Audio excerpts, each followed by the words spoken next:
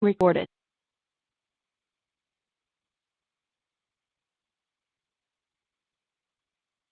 So hello everyone and welcome to the CureGN 2 GNLink training. I hope you're all well and staying safe.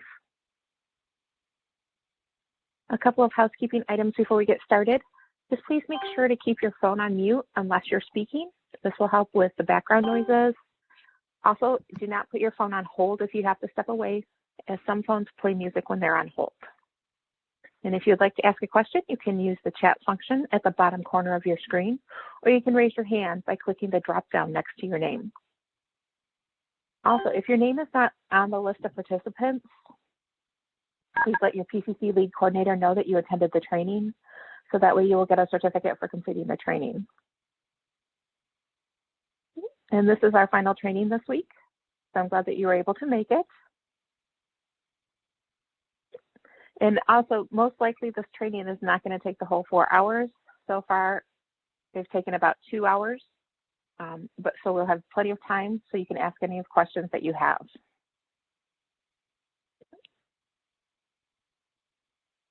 So the timeline for CureGN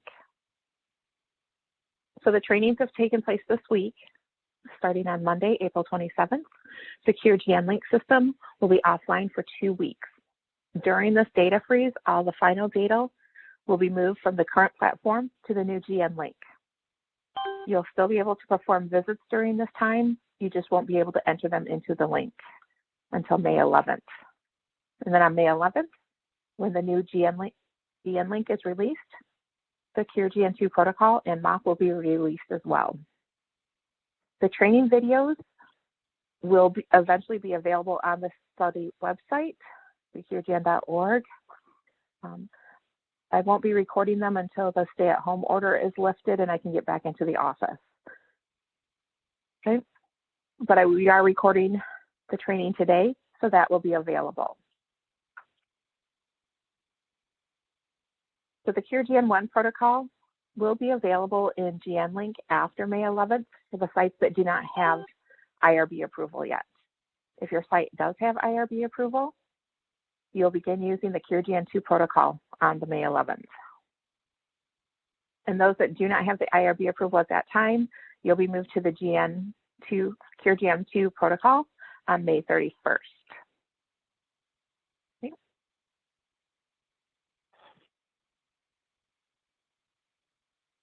And so, yeah, for any visits that you complete during the 2 weeks that the link is unavailable, you just want to complete them on paper, and then you'll be able to complete them in Link when it comes back online.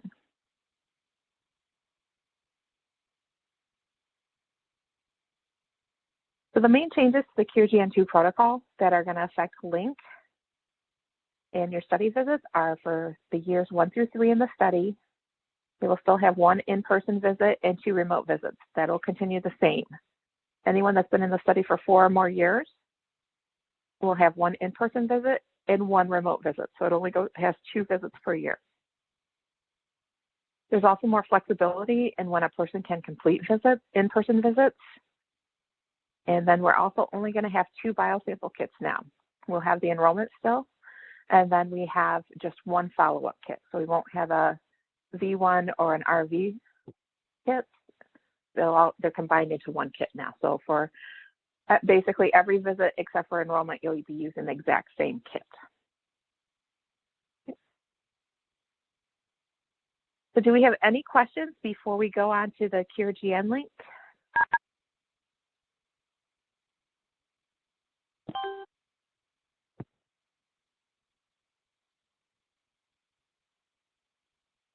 Okay, so one thing before we do go in, I just want to let you know that we do really appreciate all the suggestions and feedback that you've given us regarding the link system.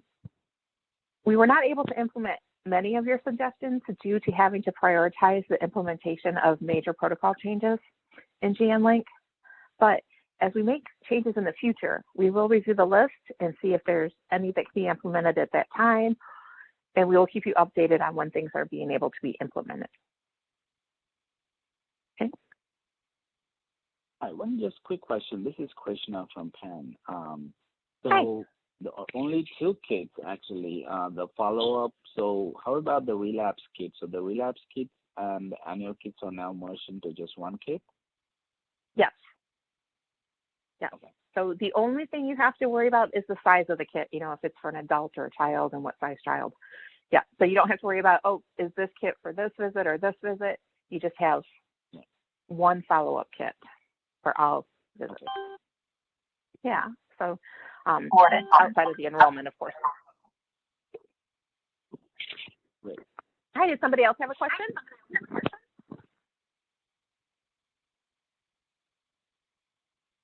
If you do, don't worry. You can definitely just speak up, or you can use the chat function. Okay, and we do have Caroline on from University of North Carolina PCC, and she will be monitoring the chat function. So your questions will be shown. Okay. So now I'm going to go directly to the link. Looks somewhat similar to what it is now in CureGN link. When you go to sign in on May 11th, when we come back up, you're going to automatically be redirected to the new GNLink. You'll use your same password and username that you used in CureGN link. Right in here, just to let you know, because I'm using the test site, it's a couple seconds slower than what it is in real time. Also, you won't have to choose your facility. This is for me so that I can access all the sites to look things up, as well as the PCC lead coordinators have access to their sites. I'll go ahead and just hit this arrow. So the patient name key, as you'll see when we get to this page now, is now referred to as a census password. And it'll be the same that you've used in CureGN as well. Okay, so we're going to go ahead and skip entering that, the census password, by clicking the skip button. By doing this, you will not see any names or other encrypted data, same as what you would do in CureGN link. As you see, there's just random letters and numbers used instead. But once you get in, if you want to go ahead and re-enter the census password, you can just by going up here to the upper right-hand corner and clicking the enter census password. And put that in. And now you can see that everything is unencrypted. Okay. And you'll notice the names on some of these participants. It's when we were doing the testing, we like to put in what type of participant we're testing, so we don't have to keep going back and looking. So that's where we got some of these odd names. Okay. So on the menu bar, you're going to notice some changes. The tabs available are the Home tab, the Tasks, Facility Task, Material Management, Census, Reports, and the Query tool. On the menu bar, you will also have your site ID. So you'll only have access to your specific site. Okay. And then you have protocols, which this will always default to CureGN unless you have access to more than one protocol, such as the Bone GN study, which is an ancillary study that also uses the same platform. And this is why it's been changed to GNLink as far as instead of CureGNLink. Okay.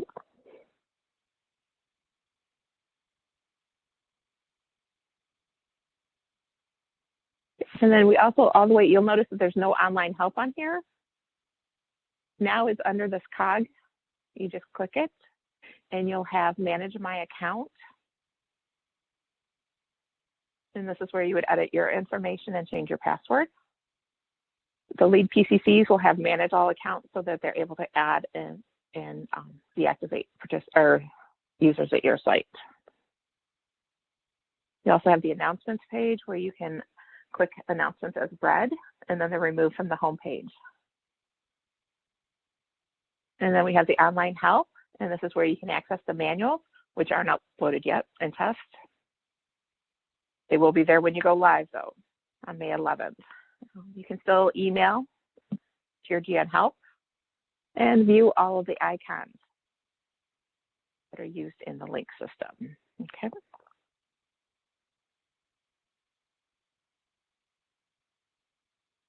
Okay, so we can go back to the home page here. And we are going to go through each tab and show you the different, what's been updated, what may be the same. So on the home page, we have 5 different widgets now. You can expand each widget by clicking the full screen view icon, which is this one here that has like 4 arrows, and that'll take up the whole page. And then you can also decrease it back. Okay. You can also collapse all the tasks by clicking the little arrow button. I click it. You can also expand it back. And then if you use the little negative sign here, you can collapse it all and open it back up, okay? So this overdue facilities task widget shows you what shipping tasks that are overdue and need to be completed. The announcements tab, or the announcements widget, sorry, is where all the announcements are put that pertain to Link, such as if it's going to be going down for maintenance. Then we have the overdue study tasks widget that shows all overdue tasks for participants. And you can click directly on the task and it'll take you directly to it. So if we click here, it goes directly here to that form. Okay. Go back to the home page. The consent widget shows any subjects entered into the census but do not have their consent entered. And the final one is the study end widget. This lets you know if a participant has had a study end date entered, but the study end form has not been completed. Okay. And as we go through the other tabs, I can show you examples of this and come back to show you how they're shown on here. All of these widgets can be sorted and filtered. So you can sort on by using the links here, and then the filters by doing the drop down and choose what you want. So if we want to just see enrollment visits for CureGN2, those are all listed there. Any questions on the home page?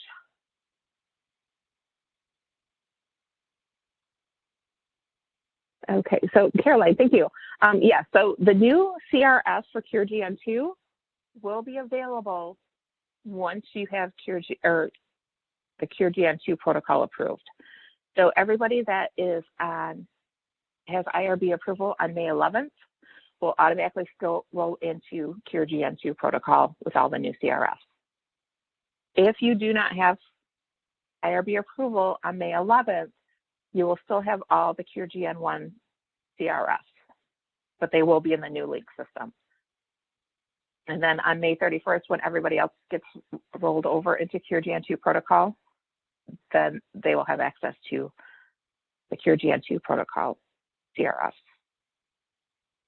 So any visits that you complete prior to getting IRB approval, so during the freeze time, if you complete any visits, when you come back onto Link, you will still have access to the CureGN1 forms.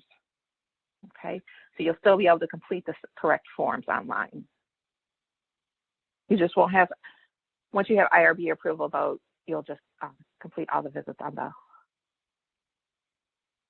CureGN2 CRS. Okay. We'll go over here to the tasks page. So the task page shows all the past due tasks as well as the next visit tasks for each participant. You can expand the page by clicking the full view screen icon, just like you were able to do on the widgets on the home page. You can expand the page by clicking the view, and then you can also decrease it again. So we can expand it and decrease it. You can also sort by each column and filter, same as the other grids on the home page. You can also view anything that was due in 30 days or due in 90 days. You'll also have the overdue task as well. So anything that's been due, that's past due or due in the next 30 days, it will show if you click this one. And if you want to do 90 days, you can click the other button. Okay.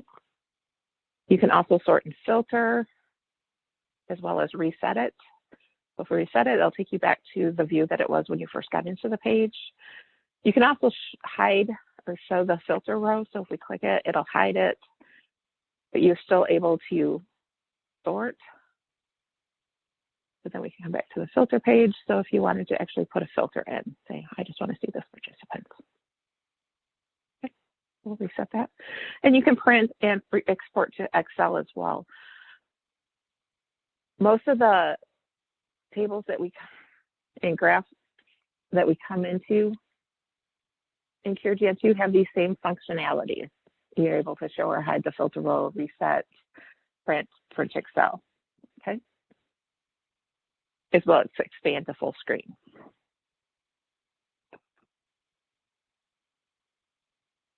Okay, any questions before we move on? Okay, so I'm gonna go down here to the reports page, and then we'll go back to the census. So the reports page is very similar to what it was in CureGN1.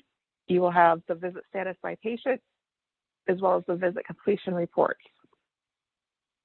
They're not set up in the test site, so I'm not able to pull those for you right now to show you an example of them. You'll notice that all of the NAFCare reports are gone. Okay, so you just have the 2 reports. So the census tab. So most of the columns on the census are the same as they were in CureGN-Link, although the order of some of the columns has changed.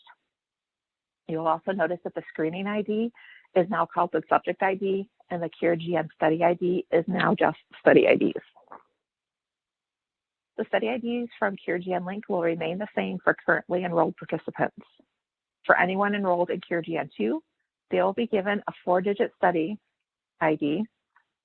The study ID will no longer have the site ID associated with it, and they will be assigned sequentially across all sites. So no study ID will be duplicated. Melissa, We've removed the yes. Sorry, yes, go ahead. What is the difference between the subject ID and the study ID? So in CureGN1, you'll remember as you added people to the census, they were just given a subject ID, or called a screening ID. And then once they were consented, yep. And then once they were consented, they were given their study ID, which had the 3-digit site ID and then an additional digits. So now the subject ID and the study IDs for anyone that's newly enrolled will be the same number. Okay, and the only reason we show it is because when we add the subject, it'll just be the subject ID, the screening ID like it was previously. Okay, and will there only those that no longer be a screening ID if right, they're not eligible, but we ID put them in? Yeah, okay. Exactly. So like if you see here in this person here, they don't have anything under the study ID, and that's because they did not consent. Okay, thanks. Yep. Okay. So again, as everyone that's enrolled in CureGN2, they'll be getting the 4-digit study ID that's assigned sequentially across all sites. So no study ID will be duplicated. We've also removed the action column and added a screening form column. On the status column, there are still the pending, which is the enrollment has not been completed. We also have active, deceased, withdrawn, and lost to follow-up.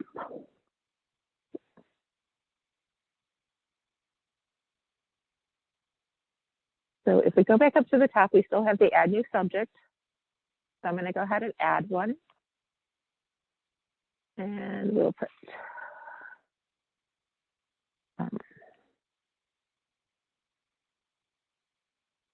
and if you wanted to put in any type of identifier, that's whatever your site has decided to do. We do want to put in the date of birth. You'll notice it has an exclamation mark. That means that if there's a validation problem, but it also means that this needs to be answered, as well as this little, it looks like a flower. It's a required question. So we'll go ahead and put in a birth date.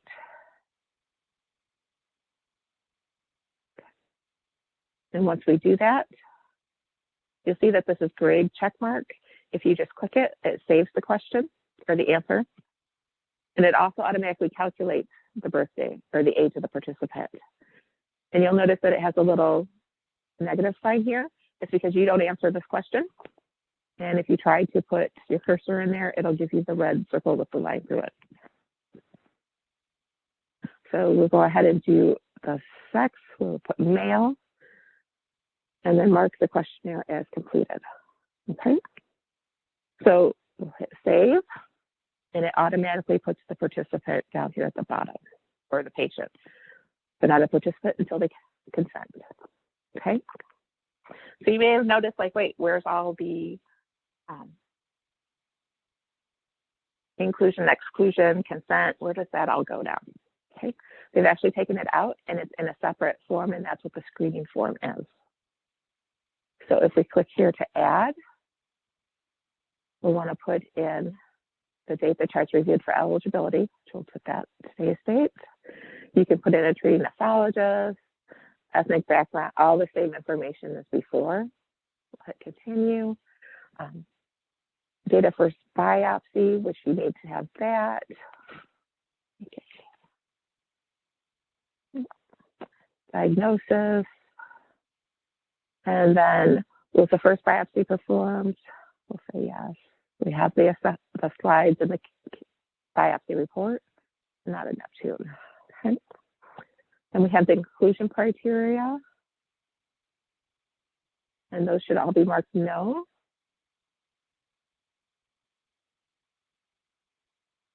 Hit save. They consent to the study, yes, but today's date, again, because they consented, so if approached but not consented, you're not able to answer these questions. Again, it has the little yellow or the little minus sign, as well as if they weren't approached. You'll also notice that instead of having the stoplights over here, you actually have a current page progress. So far I've got the page 50% completed. Okay, so we've got consented to DNA, genetic results, and no. And now it's well, I have another completed. question. Yep. Yes. So in the new protocol, the consent for genetic studies or genetic sample collection includes both DNA and RNA. Is that D6 question going to be changed to reflect that? As opposed to just saying DNA and RNA, it's just saying DNA. Right now, it's just saying DNA. Yeah. That I did not have on the list to do that, but that's a good point. Thank you for pointing that out, Carolyn. I think we should, just because it's going to be confusing. Yeah. I will definitely have that, let them know that. I'm keeping a list of everybody's questions from the training sessions, just to let everybody know. I'm going to have anything that needs to be addressed right away, like this question, I will be addressing with the DCC today.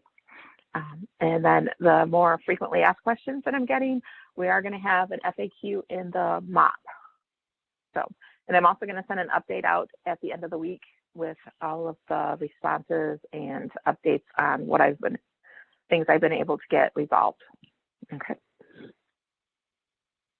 So thank you, Caroline, again, for pointing that out. So then we have the contact information as before. And we also would enter the census tract information on this form. So just as a reminder, the census tract information is considered a potential but not absolute identifier, as this data element aggregates the location rather than captures the specific address of the individual. Instructions for how to pull the census tract information will be in the MOP, and it's also already on the study website. So if a participant, okay, so then if a participant consents, they'll be assigned a study ID. So I'm going to go ahead and hit yes and hit continue. Takes us back and it's like, oh wait, they still don't have anything here, and they consented. So we would go back in to say, why is this not working? Okay. And if we go through these were not mandatory questions. So if we go, let's go to the exclusion criteria, and you'll notice there's one with a pencil and everything else is marked with a green check mark, which means I did not answer this question. So So let's answer this question. It saves automatically, so I don't have to go back through the pages, but we can go back to the census page. And now we show that the participants has a study ID, they have an iTask link, and they are eligible and consented, okay? And they're showing pending because we haven't completed the enrollment visit. Any questions about the census page before we go into the iTask? Where did the biopsy column go? Very good question. It's actually included in the enrollment visit now. Okay. Okay.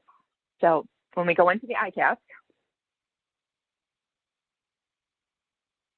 I'm going to go through. So we have the subject name and subject ID, and then we have a table that has any identifier that you put in for the MRN, if you put one in, the sex and their date of birth, as well as their screening date and their consent date. So the current visit is expanded and all the other visits are collapsed. So when you come in, you'll know exactly what needs to be completed.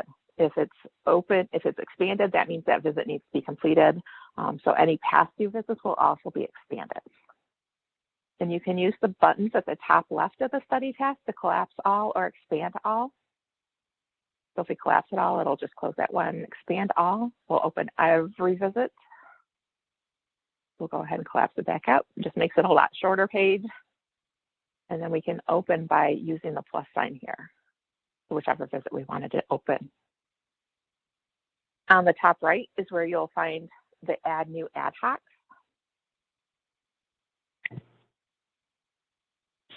Which ad hoc forms that are available which depend on which protocol you're working in.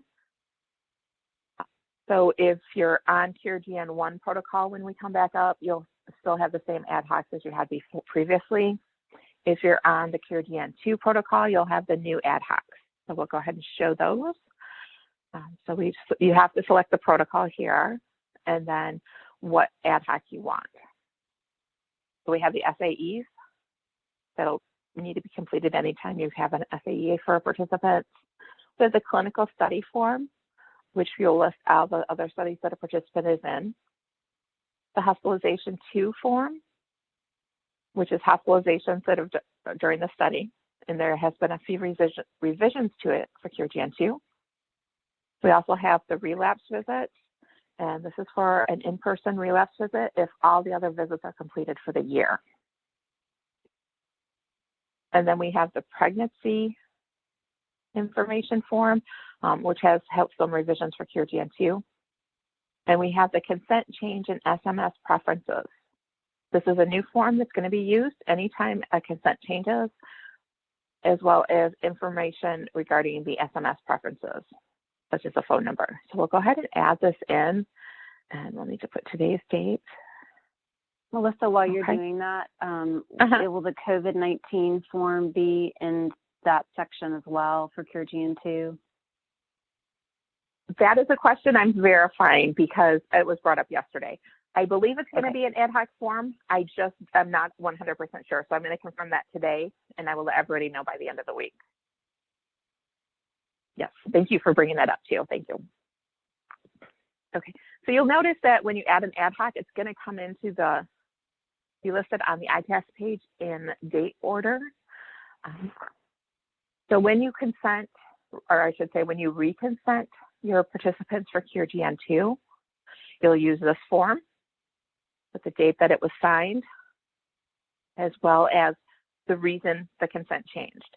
So for reconsenting for CureGN 2, you would choose the new consent version required, and then mark if they still consent to DNA and RNA, and then return of genetic results. So you'll also want to know if they consent for the monthly SMS data collection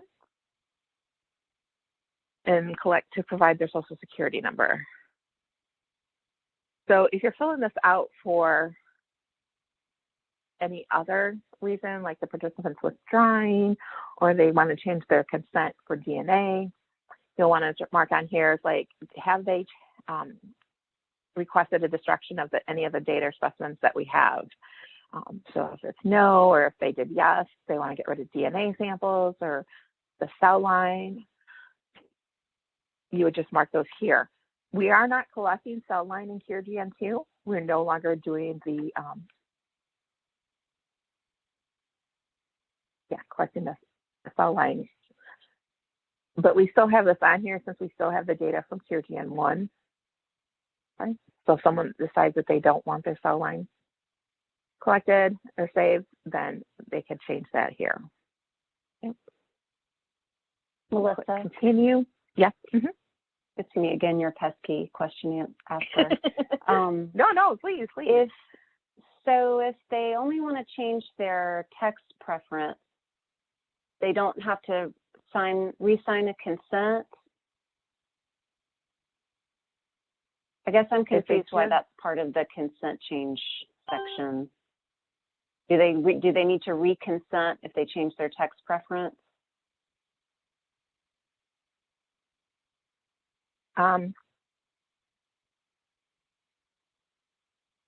Sorry, I'm thinking about the question that you're asking, and I'm trying to think of what the consent. Like if they've consented for CureGN2 and then 6 months later they say, you know what, I don't want to do the texting anymore. Would we just go in here and just answer A5? You can actually go into here and mark that the participant opts out of text messages, or that they opt out of the email sharing. SMS, let me look at the consent form, because if it is something that they signed for on the consent form, you are going to have to reconsent them. And I don't have the consent right here with me to know exactly what it says.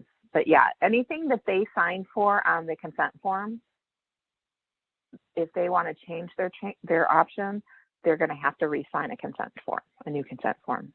On the consent form itself, they would have to opt out of SMS. There's an actual box for it, so they would have to reconsent.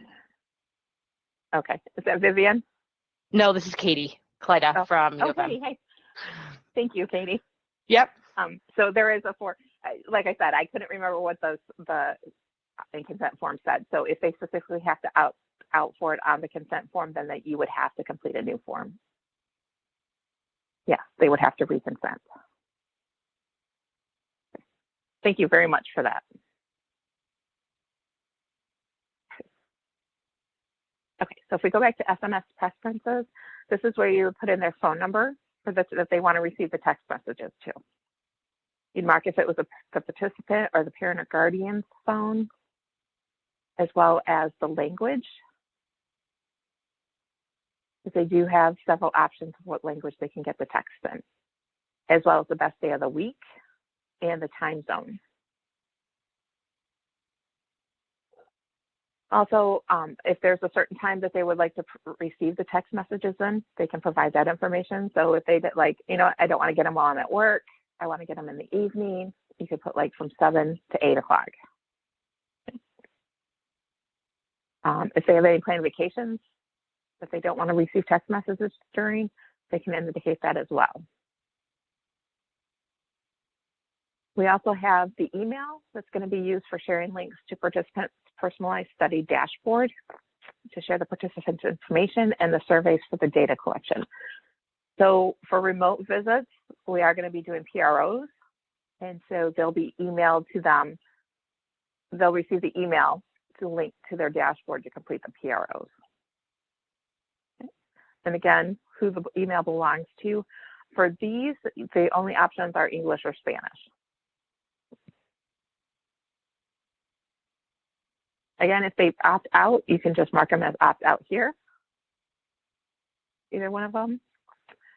And then you'll just want to put your name in as confirming that you were the one that did the reconsenting.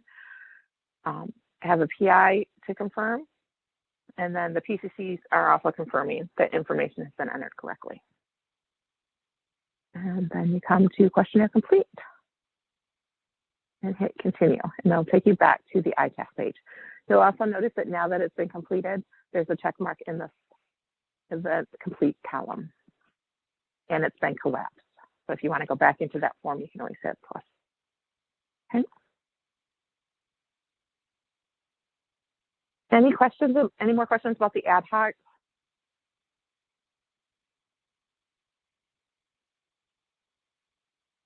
So as I alluded to earlier, you can have the in-person visits each year at any point during that year. The only visit that has to be done in person is the enrollment visit. After that, as long as you want to have one a year, there is the option to do remote only visits. You will need to get that approved by your PCC before you can change a subject to remote only. Okay.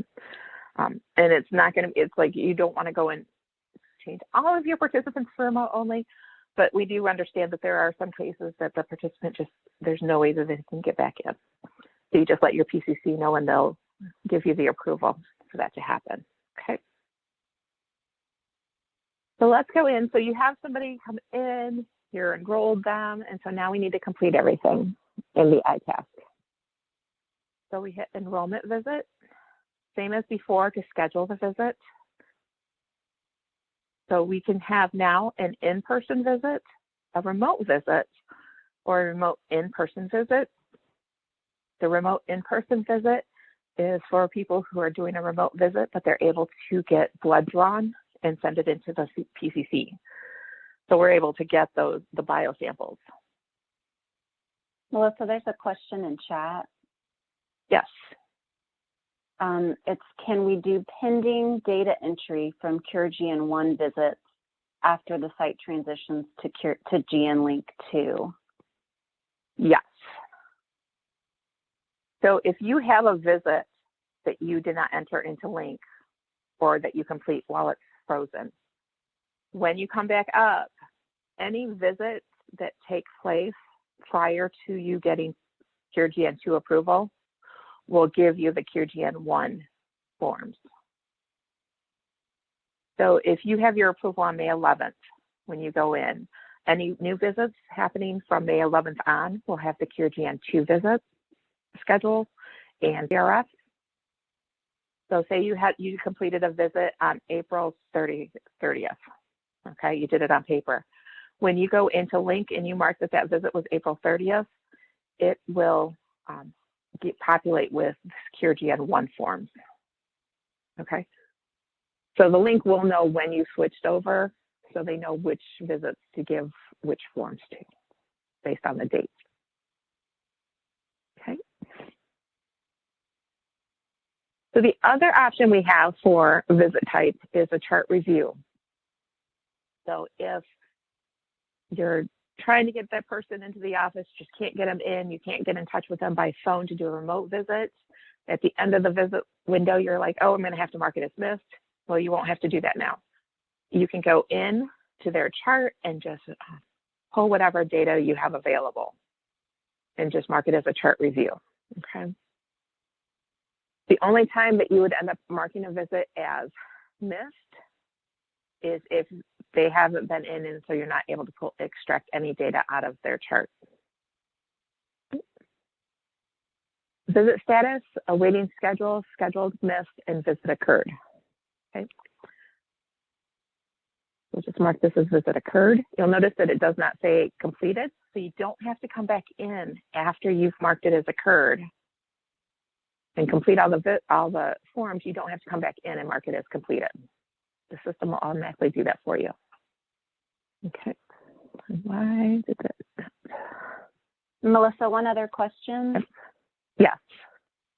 Can we technically complete any CureGN 2 visits if the patients haven't been reconsented? I'm sure this is going to come up a lot because of the trying to consent remote visits people remotely. Yes. So yeah, you have to have them consented to CureGN 2 in order to complete a CureGN 2 visit. But I am checking because this came up. Yes, it came up yesterday. I am going to I'm checking with Nicole about, is the consent form allow us to do remote consenting? And if that was something that we got approval from the IRB for. So as long as we can do remote consenting, you can continue on.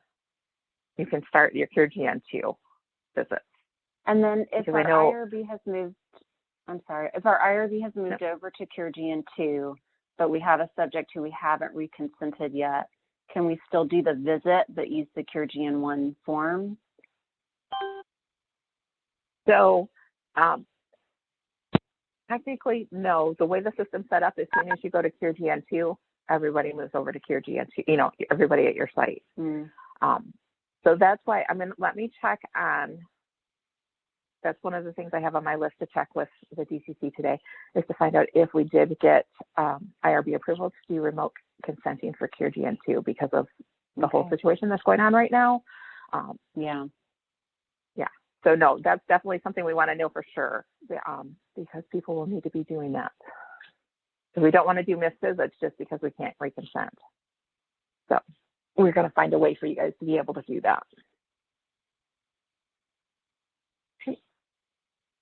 So very good question. And also a question that came up yesterday is, do we have to do an enrollment visit for people that are transitioning from CureGN 1? No. Everybody's visit schedule just continues on. So there is basically no change as far as having to restart them. You just have to reconsent them. Okay. So enrollment visits are only for those, what are we enrolling, 600 participants in CureGN 2?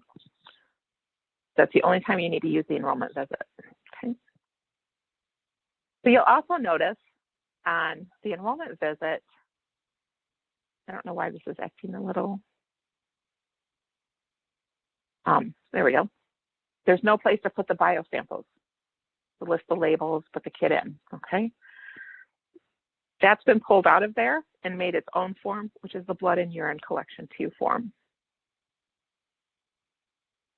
And this is, so sometimes you have where the lab or the biosamples were drawn on a different day than the visit day. And so there was no way to note that. So now you can. Okay, so we can mark, you still have the same collection status options. This unknown legacy visits is what they consider like visits that were done in CureGN 1. Okay. So if for some reason you're marking them here now, and you just don't know what it is, you would just mark it as unknown legacy. Okay. We're going to mark it as collected.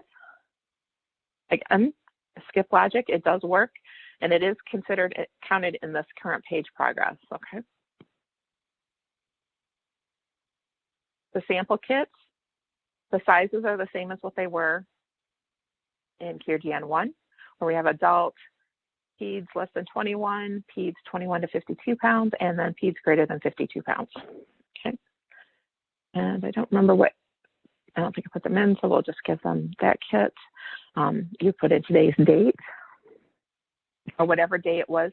So say these got collected last couple days ago. We can change that to 20. Okay. When you when you go into the date fields and change a date or manually enter it, it's not going to turn green right away. So you can just click the green and it'll update it and save it then. That's usually about the only time you'll get the gray. Okay. And so it also shows here just an example of what the barcode should look like. So we'll go ahead, and you should be scanning your labels in. Just remember, if you were to type it in, you want to make sure it's the accurate number. And also you want to, in GNLink 1, we just did like the base number of the barcode kit. Now you actually want to put in a full label number. Okay, let's do. And this is a small. And you'll see it says E2. That means it's a CureGN 2 enrollment visit. And we need.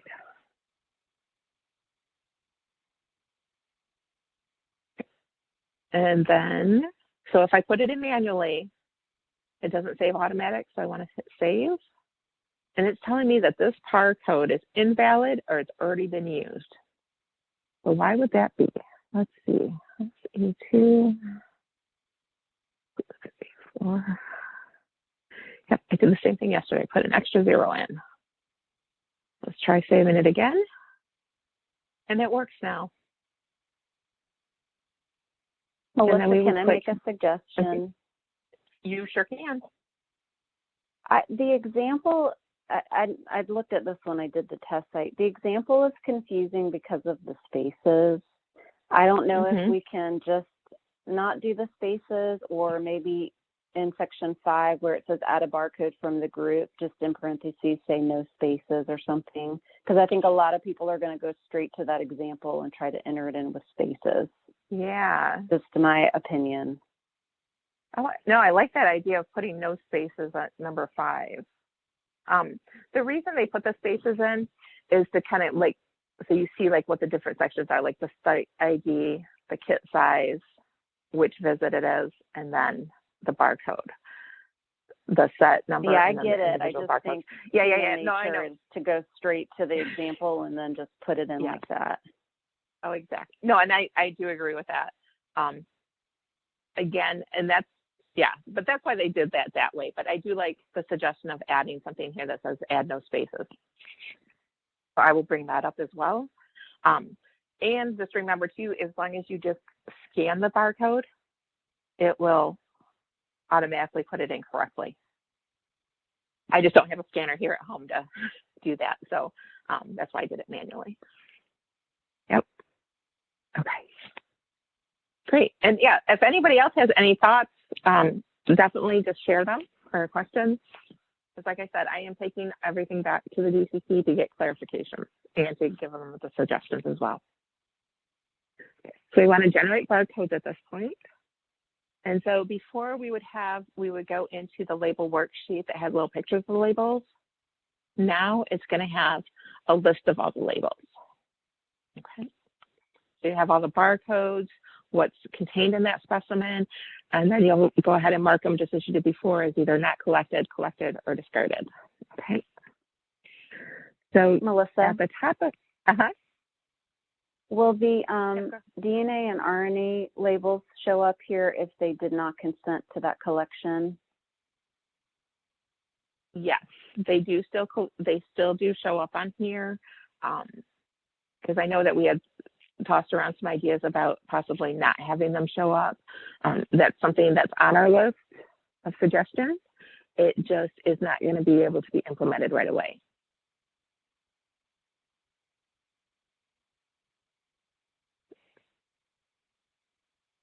So if you look here, some options that we have, we can mark everything as collected. If you do that, it will, at this point, still show the extra labels as collected, so you just need to go in and mark those as not collected. Okay. And then you can also come in here and say clear, like, oh wait, I did not mark those, they weren't all collected, I need to go back and redo those. So instead of having to go through and click every single one, you can just hit clear. Okay. You can click again and say, so then you have everything marked as collected, and then you're like, wait, that's not the barcode that I meant to use for this person. Okay. You can actually go in and hit, instead of having to put in a ticket for us to unlink them, you can come in here and hit delete all rows. It'll ask you, are you sure you want to do that? And say yes. And they're all done. And then you can come in here, clear that out, save. It just goes back to the pencil. And you can also come up here and say, okay, yep, so we ended up not collecting these. So now you may have, you had planned on using it for a participant, they didn't come in, now you can reuse them again. You can go in and enter them for another participant. Okay. Or you can say, okay, oh, this is the one I actually wanted to use. Let me see what it goes. Two.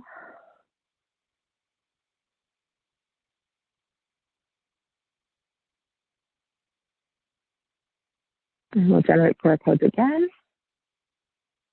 And they show up. You can also export this to Excel if you wanted to keep a copy of it. Or print it out. To print it out, you can go up here to the top, hit print. You can print all the pages in the form or just this current page. just like you would have printed the label worksheet before. Okay. So let's mark these as collected. So now you have, you've got the right barcode in, you got everything marked correctly. You just go ahead and hit continue. At this point, you could still go back to this worksheet and make any changes. Okay, so like we could say, oh, no, we didn't collect these two. And go back, okay? So the last step here is to send these to shipping. Once you send the samples to the shipping, you're not able to make any more changes. If you need to have a change made, you need to contact us, the DCC, to make those changes, okay? Go ahead, continue. And I'll take you right back to this page. And now we show that that's completed. Okay. We still have the biosample collection CIS. I'm just going to go ahead and mark that as completed. Quality of life. Completed, yes. Now, you'll notice it said quality of life before. Once you hit completed, it actually shows you the name of the CRF that was completed. The PR that was completed. Pathology report upload. So now, instead of uploading it on the census page, we upload it here. And you can just click on that, go to upload files, add files, and let me just find a form to upload here. So upload all, and now it shows here. Hit close. You can also put a description in if you wanted to. And then if you wanted to download it to look at it, or if it needs to be replaced, you can click replace.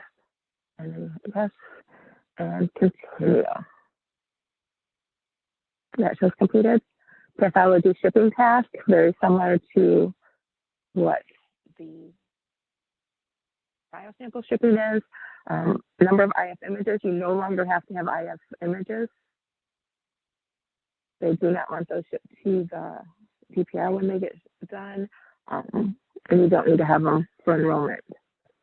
If you're going to ship any images, you just put in the number of images, the date of the biopsy.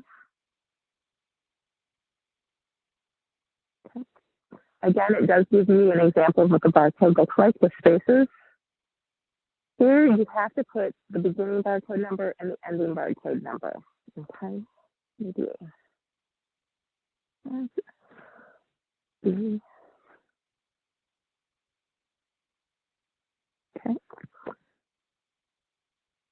And then it is much easier. You can just scan them.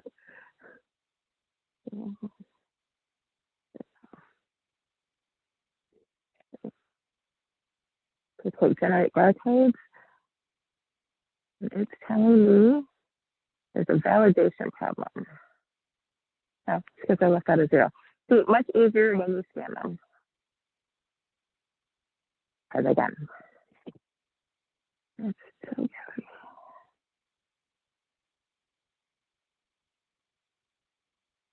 I don't know why it's giving me a validation problem. Let's do this.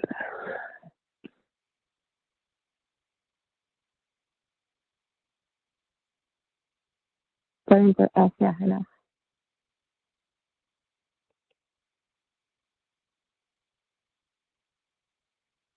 Okay. And for some reason, it's already been used. Okay. Not sure why that's happening. Oh, there we go. It was just taking a little bit longer. Again, I'm in tests, so things take a little bit longer sometimes. And so then you have, yes. I'm probably showing my age here, but I noticed this on this other sample page too. The barcode and collection status is really tiny. Is there a way to expand so it looks bigger? So I will ask that question if they can do that, because to make it like match the other text. Yeah, at least. Yeah. It's just, it's extremely small. Yeah, I will ask them that. Because yeah, I was noticing that it is it's a lot smaller than all the other text on here. So I will check into that for you. So then you also want to remark, same as before, what it is, the different slides. Okay. And then we can mark them. Again, you can mark them all as selected. You can delete the rows if you need to. And even if you say, oops, I shouldn't have deleted them, you can just generate those barcodes again. Mark them as completed. We need to put in the difference. Okay. And then you hit continue and send to shipping. Again, once you do send to shipping, you're not able to make any changes to them. For now, the only time you would be shipping them is if you need to ship them to the enrolling pathologist or to confirm eligibility. The DPR is still on hold as they move to a new platform. And once the new platform is up and running, we'll have instructions on how to select and do the shipping for the DPR. Okay, so that's still on hold for now. And in the map that's going to be released, the DPR instructions won't be in there. It'll just be a reference that we're going to add them later. Okay, so we've got just about everything done for the visit except for the enrollment assessment. So we'll click on here. Pretty much the same. There's been some changes. No major changes have been done to the CRF. I'm going to go to the labs. We'll go here to the CBC. And what I want to show, the CBC, that will do it. Yeah. And mix the two moles. And it's giving me the range check. Okay, and it's telling me, wait, it should only be between 1 and 50. Okay, so I can confirm, like, oh, no, this is what it, oh, maybe I put an extra 1, but it's still out of range. But now we know we've confirmed it, this number is correct. So we can just click it as confirmed. You'll still get your check mark, but it's going to be orange, and that just means that you did. It was out of range, but you did confirm it. Okay. And then say here, let's do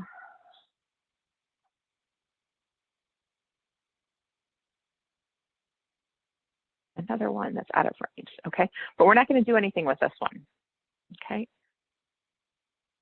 And you'll notice that, oh, let me confirm that one again.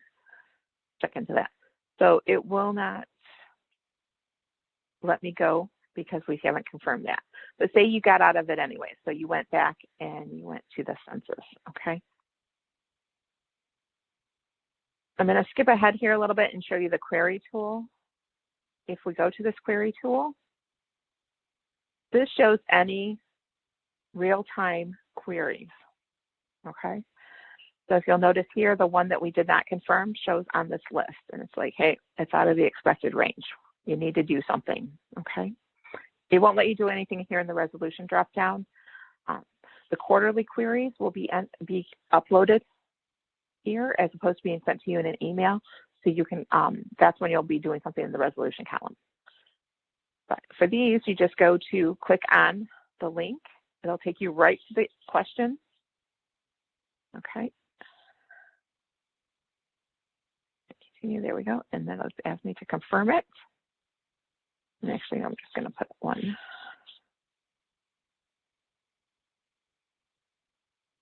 And it needs to be greater than 5. So let's make it 10. Okay. And we can hit continue. Go back to the report, the query tool, and you'll see that that's no longer there.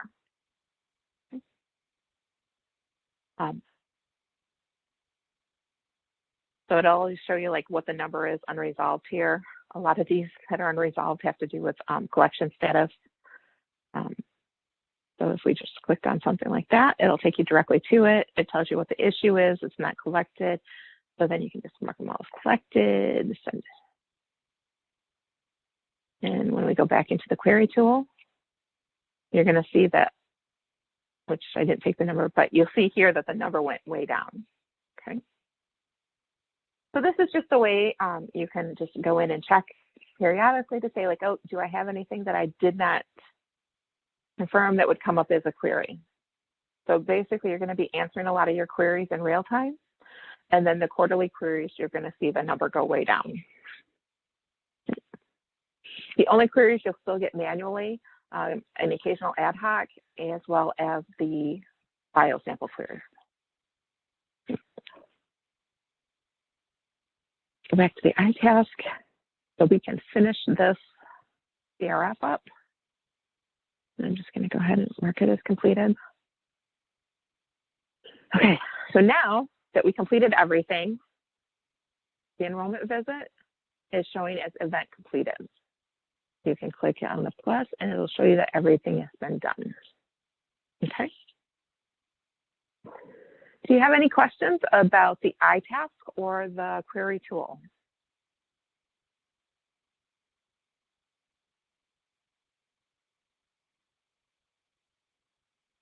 No questions? Okay. You guys are so quiet this morning.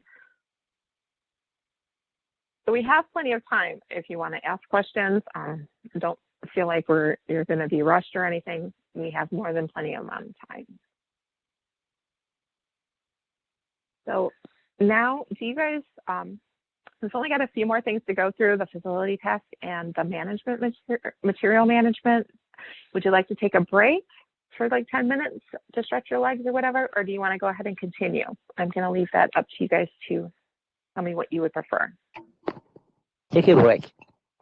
Take a break. Okay, so we'll go ahead and we'll take a quick 10-minute break, and then we'll come back and go over the facility task and management material, or material management. Okay, great. So it's 10:03, so we'll come back at 10:13. Thank you.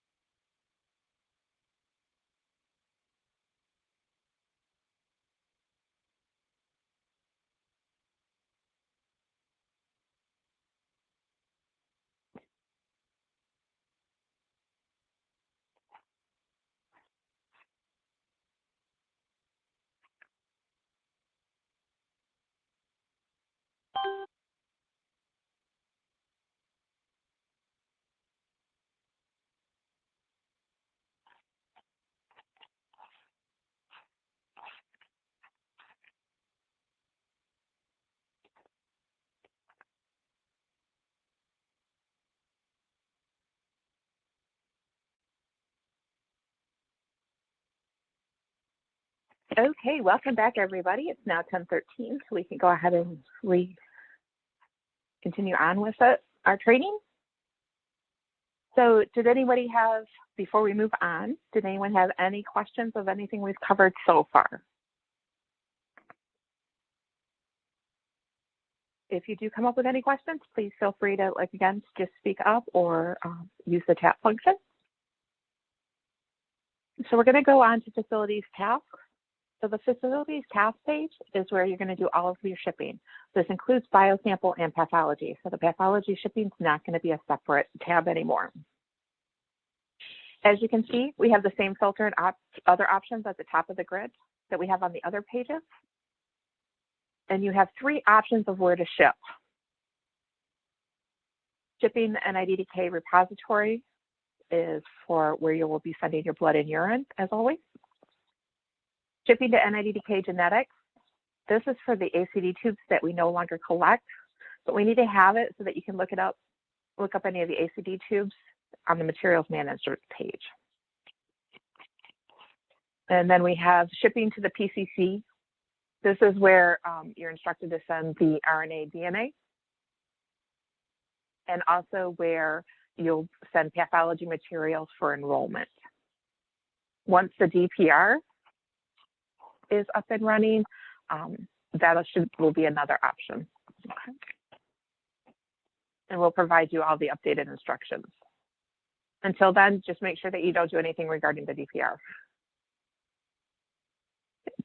So the status column automatically defaults to not started, which means that these are the unshipped. Very similar to CureGN Link 1, where you would just click the unshipped under whichever repository you're sending to. Here, you would just click the link. So if you click the link, okay, and it shows you the address of where it's getting sent to. And this is not changeable. And so you have the little 9 sign here and the red circle with a line through it. Okay. So here's all the list of all the biosamples that's been collected, just haven't been shipped. Okay. So we are good, and these are just the blood and urine samples. This doesn't include the RNA, DNA. So we can go ahead and mark them all as shipped. And say, nope, we don't want to ship these first 2 here, but we're shipping everything else, okay? And then you come down and same as before, you would put in who the carrier is, as well as the tracking number and the date of the shipment. Okay.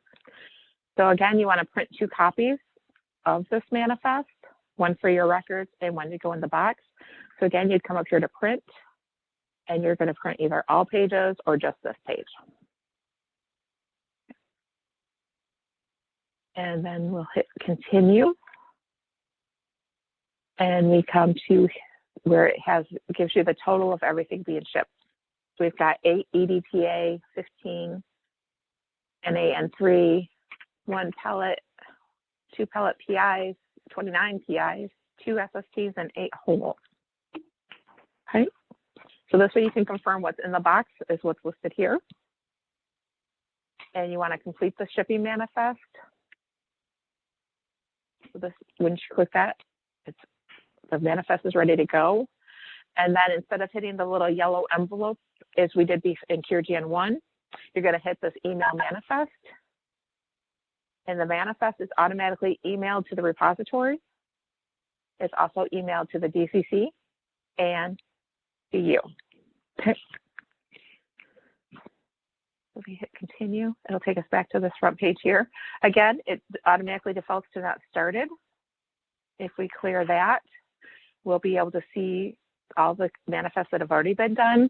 And if we go and look for today's date, which is the 22nd, here's our manifest that we just did. You can click on it if you wanted to review the manifest again. Okay.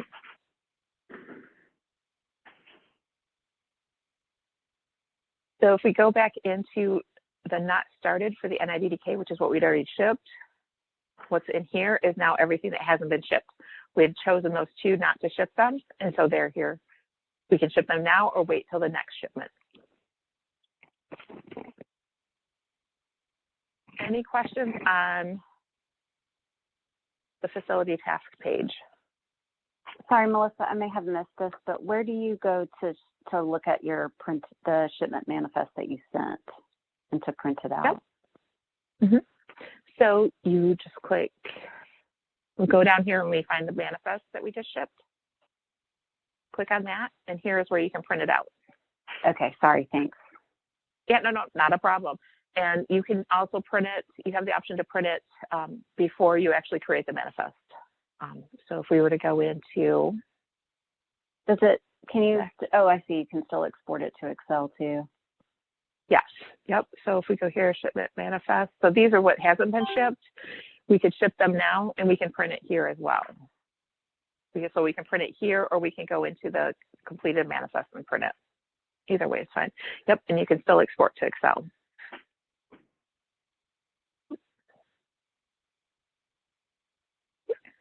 Any other questions regarding the facilities tab?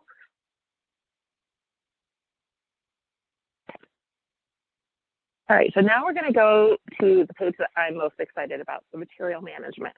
And anyone that has ever tried to find a barcode in CureGN will appreciate this page as well.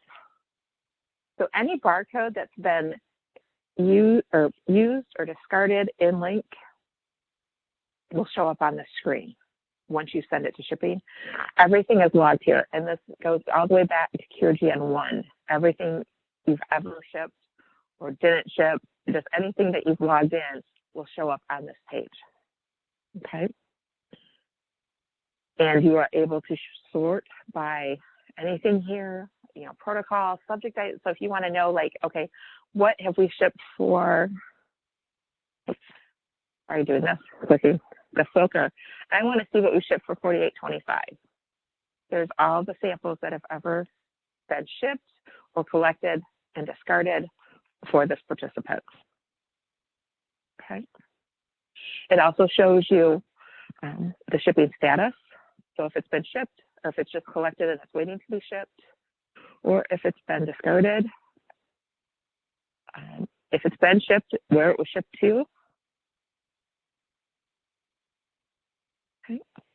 You're also able to look here at the change history. So this one here that was shipped, we can click on the change history and we can see that it was collected on this date and that it was shipped on this date. They're both for stay, but this is helpful if you have to go and say, like, your site, you get a biosample query that says, okay, you collected this, but it was never shipped. You can be like, wait, why wasn't it? And then if you come here and say, nope, it was shipped, you can let me know that that's wrong. And then once we have the repositories included in the link, you'll be able to see the different aliquot history, how each sample is aliquoted. So then, like I said, we're searching for a barcode. So if you get the error message when you're trying to put a barcode in that it's already been used, you're like, no, it hasn't. So you can come here and search for that barcode. And let's see, CO1.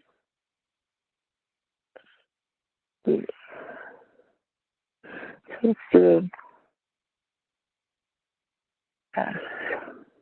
E200.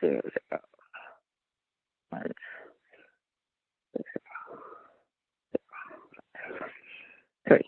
Okay, so it shows it here. So you're like, oh, yep, I guess I did use it. Okay. So instead of having to go through every manifest looking for a barcode, you can look for them all on one page.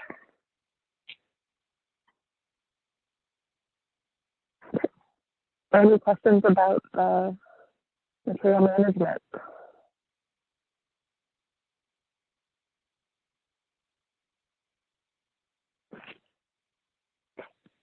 You guys are really quiet today. Do you have any additional questions over anything we've covered today or something that we may not have covered but you want to know? Please let us just go ahead and speak up or put it in the chat section.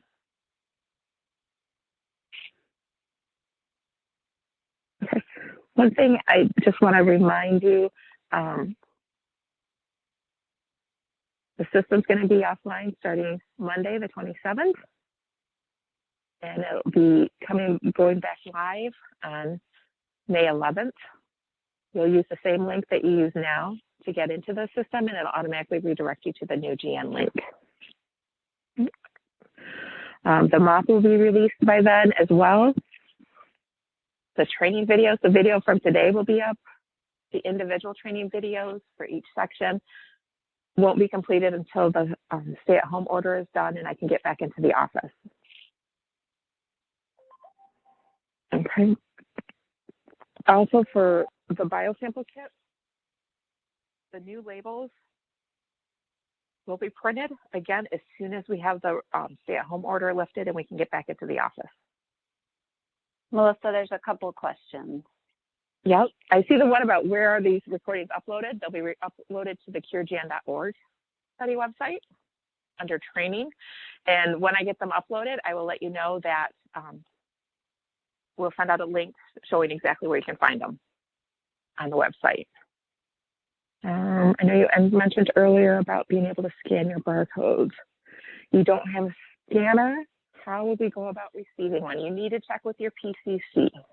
That's who you would go through about getting if you needed a new scanner or you don't have one and need one. And I think, at least for our PCC, the sites have covered the cost on that, I believe, but you can also get them. They're fairly inexpensive on Amazon. They're about $40. So that may be something you can add in your supply funds. Oh, that's good to know. Thank you, Caroline. Yeah, so yeah, you can check with your PCC just to verify how they want you to go about doing it, and then whether they do it or if you need to get it yourself. So, yep. good question. So just confirm there is no way we can do it. Correct. Between 427 and 511, you are not able to do anything. You won't even be able to access it. If you try to log in, it'll stop you. So if you do complete any visits during that freeze, do it on paper. And as soon as we come back online on the 11th, you can start entering that data. And it will be CureGN 1 forms for those visits because no one will be changed to CureGN 2 until the 11th at the earliest. So yeah, so go ahead and use the forms that you have now. Okay. And so yeah, the biosample kits, we will get those shipped out as soon as we can get in and get them printed. We'll send them to the PCC so they can do the kits and get them out to you. Our goal was to have them to you before your GN2 started. Unfortunately, with these stay-at-home orders, we just haven't been able to get in and get those printed. Okay. Okay, any other questions?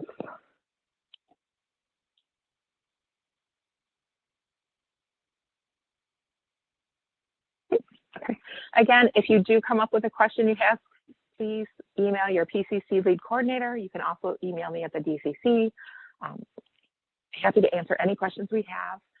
I do have a list of things that I'm going to be checking with the DCC on, and I will be sending an update by the end of the week with the answers to the questions everyone's had for the training. So,